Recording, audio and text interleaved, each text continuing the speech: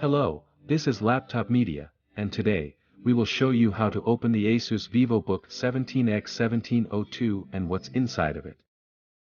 To access this notebook's internals, you need to undo 11 Phillips head screws. Then, pry the bottom panel with a plastic tool and lift it away from the chassis.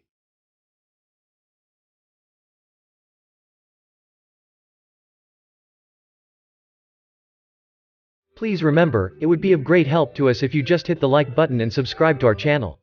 That would motivate us to make even more and better videos for you. Here, we find a 42 watt-hours battery pack. It lasts for 7 hours of web browsing, or 5 hours and 30 minutes of video playback. To remove it, unplug the connector from the motherboard, and undo all 3 Phillips head screws.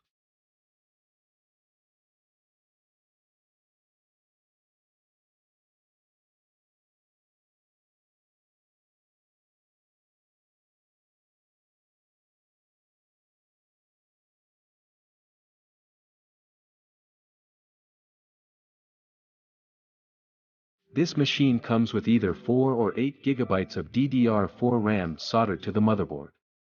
You can expand it further via the single SODIMM slot.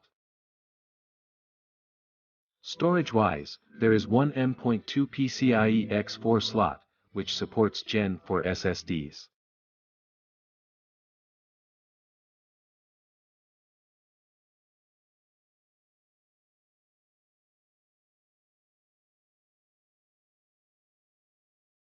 And for cooling, you get a long heat pipe, connecting to 2 heat sinks, where a single fan blows the heat away from the chassis.